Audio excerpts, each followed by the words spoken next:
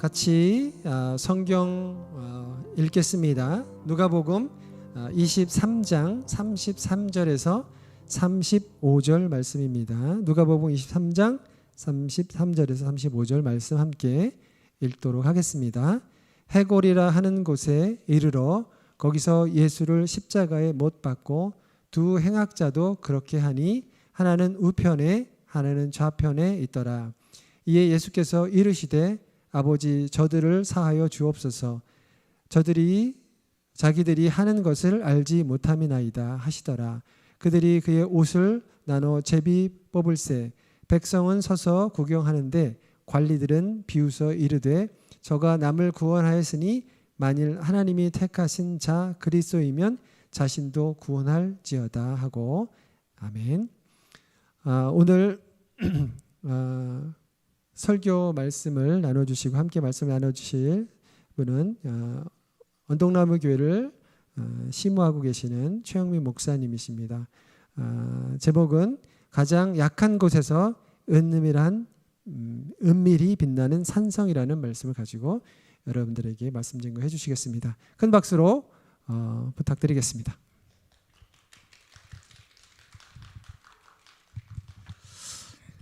예, 감사합니다. 여러분 반갑습니다. 언덕나무 교회를 섬기고 있는 최영민 목사입니다.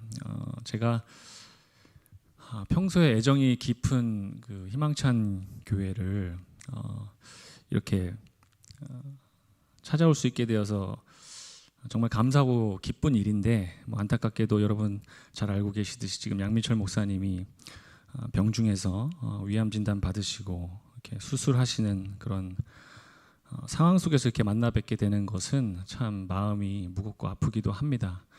다행히 이번 주 수술 잘 받으시고 회복을 잘 하고 계시다고 하니까 좀 더 가벼운 마음으로 이렇게 찾아오기는 했습니다. 모두 충격이 좀 크셨을 테고 또 마음 많이 쓰이셨을 텐데 계속해서 기도를 부탁드립니다. 제가 제 말로 위로하고 격려드리는 것은 큰 위로가 되지 못할 것 같아서 로마서 5장 3절 4절 말씀 빌어서 격려를 드리자면 이번 시련이 양미철 목사님 개인적인 어떤 시련을 넘어서서 공동체 전체가 함께 인내하고 단단히 연단되어지는 그런 과정이 되기를 바랍니다. 환란이 인내를 낳고 인내가 연단을 낳고 연단이 진정한 어떤 신앙인의 소망이 되는 줄을 믿습니다. 아마도 제가 생각하기에는 희망찬 교회 성도님들이 지금까지 쌓아오신 그 신앙의 실력들 그런 것들이 아마 이때를 위함이 아닌가, 이때를 위해 준비된 것이 아닌가 하는 그런 생각들을 일주일 동안 해봤습니다. 여러분이 이 고난을 잘 이겨내시는 모습을 보면서 마음을 함께하는 주변에 있는 많은 교회들과 또 목회자들과 성도님들이 큰 위로와 격려를 얻을 것으로 예상해 봅니다. 저희 교회도 지금 이제 출발한 지 4년밖에 되지 않은 갓난아기 같은 아주 어린 교회인데 우리 앞에 이 대선배 같은 우리 희망찬 교회와 성도님들이 이 어려움의 시기를 잘 이겨내는 것을 보면 진심으로 마음 깊이 위로가 되고 격려가 될 것 같습니다. 그래서 단순히 여러분이 위로받는 사람, 격려받는 사람뿐만이 아니라 이 위기를 잘 이겨내면서 다른 사람들에게 도리어 위로를 주고 격려를 주고 계시다라는 사실을 잊지 말고 함께 잘 이겨나갔으면 좋겠습니다. 저는 오늘 가장 약한 곳에서 은밀히 빛나는 신성이라고 하는 제목으로 여러분들과 말씀을 함께 나누려고 합니다. 여러분이 잘 알고 계시듯이 기독교는 십자가를 믿는 종교입니다. 십자가에 생명이 있고 십자가를 통해서만 영원한 구원을 얻을 수 있습니다. 더 정확하게는 십자가 위에 달리신 예수 그리스도라고 하는 존재를 통해서 우리는 놀라운 구원과 생명을 얻을 수 있는 것이죠. 그런데 기독교에서 이렇게 중요하게 의미를 가진 이 십자가 사건을 단순히 나의 개인적인 구원의 발판 정도로만 이해를 한다면 우리는 정말 빈곤한 신앙을 가질 수밖에 없습니다. 신앙생활을 오래 하다 보면요, 워낙 성경과 교리에 밝아지게 되다 보니까 때론 더 깊이 들어가야 하고 다가가야 하는 어떤 실체들에 대해서 오히려 피상적으로 생각하게 되거나 어떤 단순한 요약들로 대체할 때가 있습니다. 예를 들면 십자가나 구원에 대해서 한번 생각해보자라고 제시를 하면 신앙생활을 오래 하신 분들은 그 부분에 대해서 너무 잘 알고 있다 보니까 깊이 생각하지 않고도 정답을 잘 얘기할 수가 있어요. 예수님이 십자가로 우리를 구원하셨습니다 라고 하는 어떤 교리의 요약 같은 빠른 결론을 내릴 수 있게 되는 것입니다. 이렇게 어떻게 보면 사유의 과정이 결여되어 있는 어떤 결론이나 섣부르게 빠른 결론 내기 위해서 논리 점프를 하는 것들은 사실은 기독교 신앙의 상당히 많은 부분을 상실하게 만듭니다. 그래서 결국 오랫동안 열심히 신앙생활을 했지만 실제로는 뼈대만 남은 것 같은 어떤 빈곤한 신앙인의 모습을 갖게 되기도 하는 것이죠. 요즘 우리 시대에 교회가 많이 비난받고 있습니다. 많은 부조리한 신앙인들의 모습이 드러나고 있어요. 그래서 사회로부터 세상으로부터 공감받지 못하는 비정상적인 어떤 교회와 성도들의 모습이 등장을 하는데 저는 이런 모습들이 바로 빈약한 어떤 사유에서 비롯된다고 생각을 해요. 풍성한 성경의 가르침들을 너무나 쉽게 요약하고 단순화시키는 것, 이것이 신앙에 내재된 수많은 은혜들과 수많은 도전들을 피상화시키고 잃어버리게 만드는 원인이 된다고 생각합니다. 오늘 본문을 이런 맥락에서 이제 생각해 보자면 우리는 이 십자가 기록 속에서 너무나 잘 알고 있는 이 십자가 기록 속에서 더욱 풍성한 은혜를 경험하기 위해 좀 더 시간이 걸릴지라도 혹은 결론이 쉽게 나지 않을지라도 좀 더 그리스도를 입체적으로 보려고 하는 노력을 시도해야 합니다. 이런 시선이야말로 날마다 우리가 그리스도의 인격을 닮아가고 예수님을 따라 살아가게 하는 데에 풍성한 근거들을 허락한다라는 거예요. 오늘 본문에 등장하는 예수님의 모습 역시 단순히 쉽게 이해될 만한 그런 단순한 태도의 인간이 아니었습니다. 우리가 잘 알고 있듯이 예수님은 인성과 신성을 동시에 가지신 존재이신데 오늘 본문은 그 인성과 신성의 경계를 쉽게 찾아낼 수 없을 정도로 두 성품이 절묘하게 조화된 모습을 보여주는 장면입니다. 먼저 생각해 볼 것은 예수님은 십자가 지시는 순간에 결코 나약한 어떤 수동적이고 기계적인 태도로 일관하지 않으셨다라는 것을 우리가 주목해야 됩니다. 조금 풀어서 말씀드리자면 예수님은 그 십자가 위에서도요, 그저 하나님의 명령 때문에 기계적으로 반응하고 혹은 당신 안에 존재하는 어떤 신성에 압도되어서 내 감정과 의지가 완전히 감춰진 채로 기계적이고 수동적인 반응으로 나가지 않으셨다라는 뜻이에요. 예수님은 십자가 위에서도 기계가 아닌 엄연한 인간으로서 존재하셨다라는 것을 우리가 주목해야 됩니다. 지난 2016년도에요. 전 지구인들이 관심을 가졌던 세기의 대결이 있었습니다. 그것이 뭐냐면 바로 이세돌 바둑기사가 인간을 대표해서 인공지능인 알파고와 대결을 펼쳤던, 대국을 펼쳤던 바둑대회예요. 인간의 사고가 아주 복합적으로 집약된 분야라고 하는 이 바둑에서 과연 인공지능이 인간과 비슷한 사고 능력을 가지고 활약할 수 있겠는가, 인공지능이 그것을 해낼 수 있겠는가에 대해서 모두 궁금해하면서 봤던 대회였어요. 물론 이제 결과적으로는 이세돌 기사가 한 번만 이기고 나머지는 전부 패배를 했습니다. 그때 당시에는 그것이 충격이었는데 다시 생각해 보면 그 한 번을 이긴 것이 얼마나 대단한 것인가를 또 생각할 수 있게 되죠. 그때 이세돌이라고 하는 이 사람, 그리고 이제 알파고의 대결 속에서 주목을 받았던 또 한 명의 사람이 있는데요. 그 사람이 누구냐면 바로 알파고 대신에 바둑돌을 바둑판에 놓았던 사람, 아자황이라고 하는 사람입니다. 이 아자황은요, 박사예요. 사실 바둑으로도 아마추어 기사라고 하더라고요. 그리고 구글에서 인공지능 연구를 하고 있는 박사라고 합니다. 아자황 박사. 그러니까 뛰어난 지성과 어떤 합리적인 이성을 가진 인간이라는 말이에요. 근데 그때 이슈가 됐던 것은 이 아자황 박사가 이 세기의 대국을 망치지 않기 위해서 취했던 태도입니다. 어떤 태도냐면 마치 자기 자신이 알파고라도 된 것처럼, 마치 기계가 된 것처럼 대국 내내 화장실도 안 가고요, 물도 안 마시고요, 알파고가 시킨 대로 바둑돌만 두었다는 거예요. 이 모습을 보면서 이제 많은 사람들이 생각했어요. 저 아자왕처럼 인간의 뇌에 인공지능을 넣을 수 있는 방법만 찾는다면 정말 이제 인공지능이 인간의 몸을 다스리는 날이 얼마 멀지 않았겠구나라는 생각을 했다라는 거예요.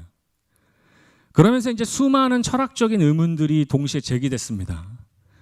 그 중에 하나가 뭐냐면, 그렇게 인공지능의 명령을 따르는 그런 육체를, 인간의 육체를 가지긴 했으나 인공지능의 명령을 따르는 존재를 사람으로 봐야 되겠느냐 아니면 기계로 봐야 하느냐라고 하는 의문을 갖게 된 거죠.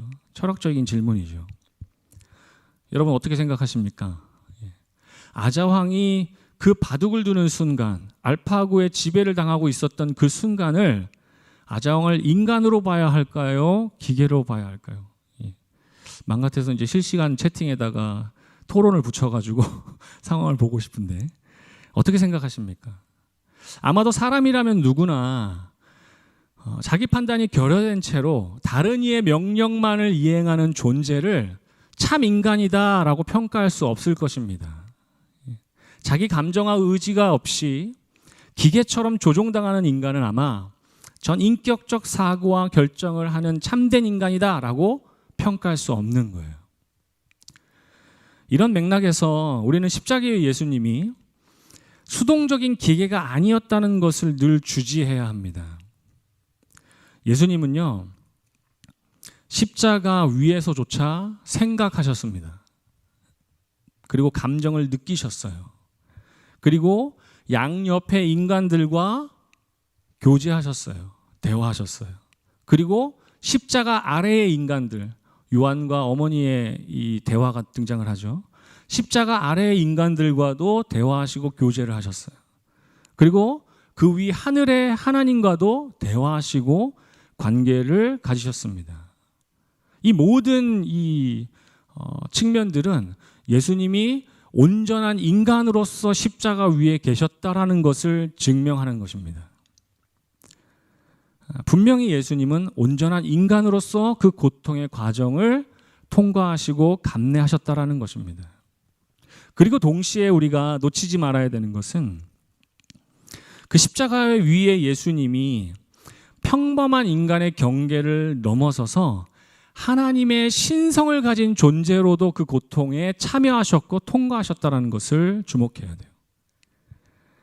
오늘 본문이 바로 이제 고통받는 인간 예수 안에서 눈치채지 못할 정도이지만 은은히 흘러나오는 신성을 잘 보여주는 장면입니다.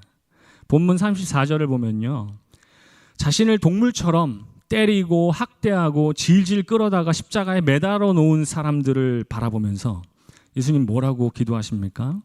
이렇게 기도하셔요. 아버지, 저들을 사하여 주옵소서. 자기들이 하는 것을 알지 못함이니이다. 생각해 보십시오. 예수님이 지금 용서를 구하고 있는 인간들이 누구입니까? 자기를 학대하고요, 자신을 죽이고 있는 자들입니다. 그들은 예수님 입장에서요, 명백히 적이요 원수예요.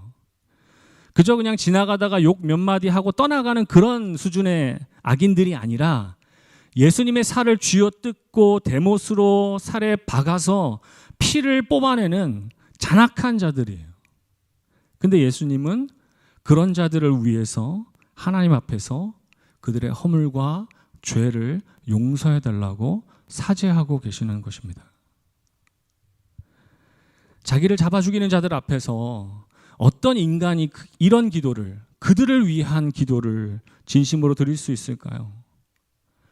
자연적 성향을 가진 인간이라면 누구라도 죽는 순간까지 자기를 학대하고 죽이는 자들을 향해서 억울함과 비통함을 토로하면서 그 인간들을 저주하면서 죽을 것입니다. 이것이 인간의 본성이에요. 그런데 예수님은 그 극심한 고통과 그 비참함 속에서도 인간의 본성에만 머물러 계시지 않았다라는 거예요. 분노와 악과 미움에만 머물러 계시지 않았다라는 것입니다. 예수님은 그 극한의 고통 속에서 하나님의 성품을 따라서 긍휼과 자비와 사랑이라고 하는 신성한 성품을 내비치시면서 그 무지한 자들을 용서해달라고 구하셨다라는 거예요. 바로 이 장면이 예수님 안에서 명확하게 경계 지을 수 없을 정도로 조화로운 인성과 신성의 측면을 보여주고 있어요. 자신의 원수를 사해달라는 한 줄의 기도 속에서 우리는 예수님의 인성과 동시에 신성을 극명하고도 동시적으로 발견할 수 있는 것입니다. 기도는요, 결핍된 인간의 행위입니다. 인간 스스로의 힘으로는 할 수 없는 것들에 대한 간절한 소원을 담아서 절대자에게 드리는 것이 기도죠. 기도는 부족한 자들이 하는 거예요. 이번에 양민철 목사님의 암 소식을 듣고 주변에 많은 목사님들과 성도님들이 함께 기도했습니다. 제가 저번에도 온라인 예배를 우리 희망찬 교회 거를 같이 보면서 예배를 드렸는데 형제회 자매회에서 일주일 동안 이렇게 릴레이로 막 기도도 하고 그러신 것 같더라고요. 저희도 그 소식을 듣고 언덕나무 교회에도 기도 부탁을 하고 기도를 함께 일주일 동안 함께 했습니다. 저도 일주일 내내 그 생각들이 떠나지 않아서 생각날 때마다 이렇게 기도를 했어요. 많은 목사님들이 또 함께 기도하신 걸로 제가 알고 있습니다. 양미철 목사님 본인이 이제 부탁을 했죠. 왜 그런 부탁을 했을까요? 본인 역시도 기도 외에 다른 방법이 없는 것을 알고 있기 때문에 그래요.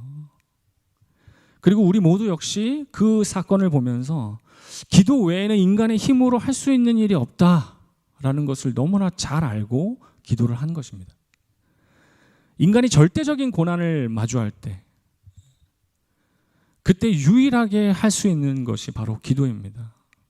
기도한다는 것은 곧 기도하는 사람 자신의 한계가 분명하다는 것을 인정하는 거예요.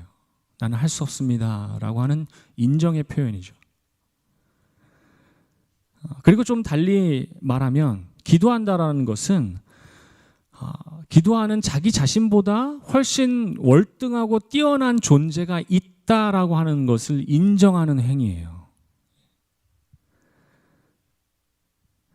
그리고 다른 한편으로는 다시 이 기도라고 하는 이 사건을 생각해 보면요. 이렇게 따지면 절대자라고 하는 존재, 신이라고 부를 수도 있고요. 이 절대자라고 하는 존재에게는 결코 기도할 일이 없다는 것을 뜻하기도 합니다. 전지전능한 존재는요, 기도할 필요도 없고 기도할 목적도 존재하지 않습니다. 우리가 믿는 하나님 역시 마찬가지죠. 하나님 역시 기도를 받으시는 분이시지 기도를 하시는 분이 아니시라는 거예요. 하나님은 그저 당신의 완전하신 계획을 누구의 도움 없이도 스스로 이루어 가시기에 충분한 능력과 지혜를 다 가지고 계신 존재예요. 완벽한 존재이십니다. 따라서 그런 하나님이 누군가에게 기도하셨다라는 것은 있을 수 없는 일입니다. 그런데 지금 십자가 위에 예수님은 기도하셔요. 당신의 한계와 부족함을 증명하는 듯한 그 기도의 행위로 들어가신 겁니다. 이 기도의 행위야말로 십자가 위에 예수님이 우리와 동일한 결핍되고 아파하고 고통받는 그런 형질의 인간이셨다라는 것을 증명하는 거예요. 가상칠언을 보면 예수님이 몇 번의 기도를 하십니다. 그리고 한편으로는 이 기도가 예수님의 그런 부족한 어떤 결핍된 인간의 형질, 인간의 성향만을 드러내는 것이 아니라는 것을 알아야 돼요. 예수님이 진정 탁월한 신성을 가지신 존재라는 것도 동시에 증명하고 있는 사건입니다. 기도라는 형식은 제가 아까 말씀드렸듯이 인성을 드러내는 형식이에요. 근데 예수님이 기도하신 그 기도의 내용은요, 절대로 평범한 인간이 보여줄 수 있는 것이 아니었습니다. 비참하고 억울한 죽음의 순간에 당신을 공격하고 해하는 자들을 용서해달라는 기도의 내용은 분명히 인성의 한계를 뛰어넘는 신성의 영역인 것입니다. 물론 예수님은 십자가 현장에서 완전히 무력하게 고난당하는 인간으로서 처참히 짓밟히셨고 빼앗기셨고 고통당하셨어요. 누가 봐도 연약한 인간의 모습으로 당하셨습니다. 그래서 죽음에 이르기까지 고통당하는 그 예수님의 모습을 보면서 그 누구도 그를 향하여서 능력이 탁월한 존재고 지혜가 뛰어난 하나님의 아들이구나 라고 시인할 수 없었습니다. 아름다운 풍채를 하나도 가지지 못하신 고난의 현장이었어요. 근데 마치 그 어둡고 고통당하고 밑으로 떨어져서 짓밟힌 그 순간에서조차 마치 밭에 감추인 보화처럼 고통이 모든 것을 완전히 뒤덮어버린 그러한 순간에서조차 예수님은 누구도 부인할 수 없는 고귀하고 아름다운 그리스도의 신성을 은은하게 빛내고 계셨다는 것입니다. 예수님의 십자가와 부활 사건이 놀라운 이유는 죽음을 훌쩍 뛰어넘었다는 그런 사실, 그것보다도 그 죽음을 통과하는 그런 고통스러운 과정에서조차 예수님이 그 고귀한 신성의 빛을 잃지 않으셨다라는 거예요. 밑에서 그것을 바라보던 사람들은 저가 자기를 구원하는지 한번 보자, 저가 정말 하나님의 아들인지 한번 증명이 되는지 보자 라고 누구도 예수님 안에서 그 고귀한 신성을 발견하지 못했지만 예수님은 실제로 그 십자가 위에서 은은히 빛나는 신성을 계속해서 비추고 계셨다는 거예요.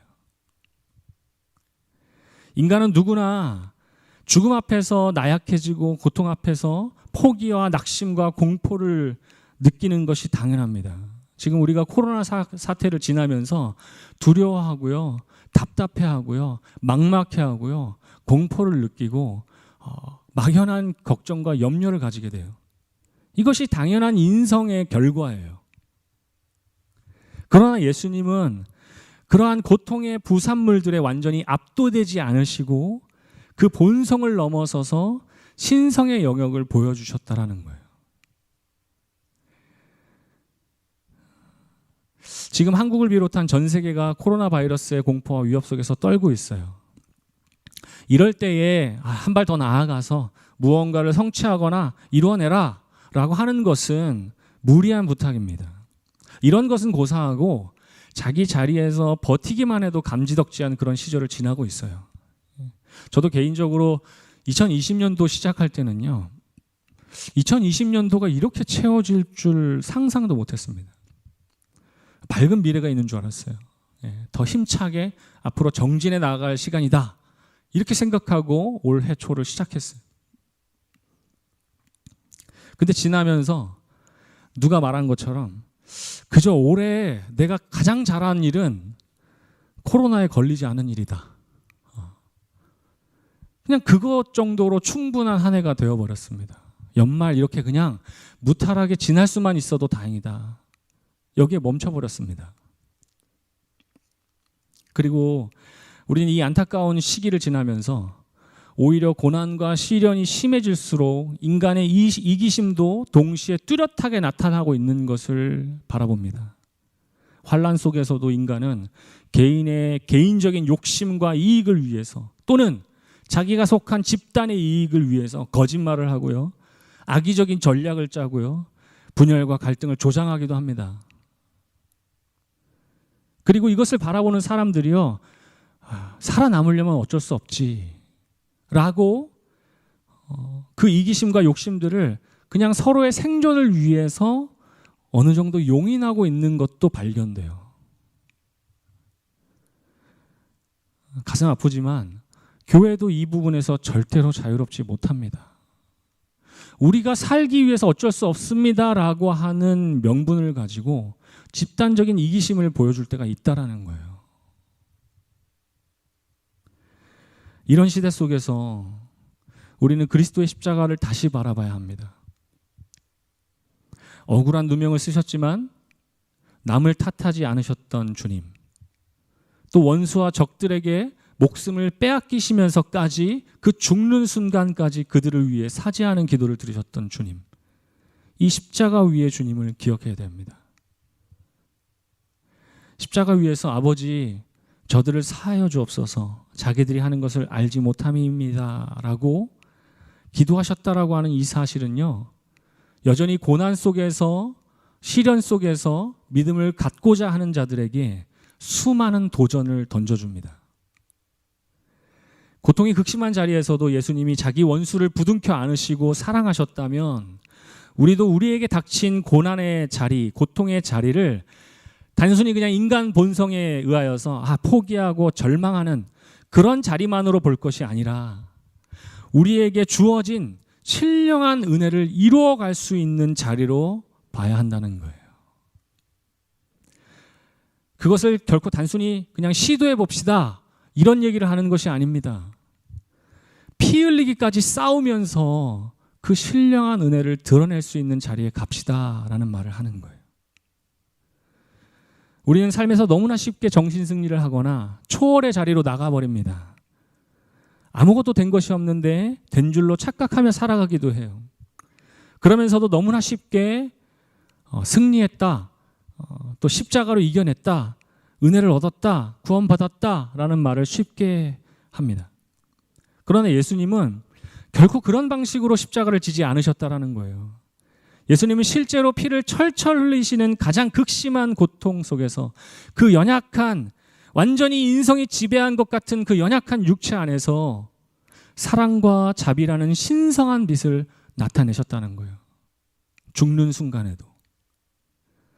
우리도 그 모습을 따라서 그 은은한 신성의 태도, 고난이 극심한 그 상황 가운데에서도 은밀히 빛내는 그 신성의 모습을 갖춰야 된다는 거예요.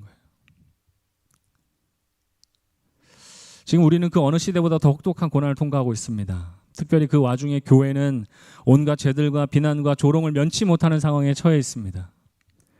또 희망찬 교회는 이런 시대적 상황에 더해서 공동체적 어려움에 마주하게 되셨죠.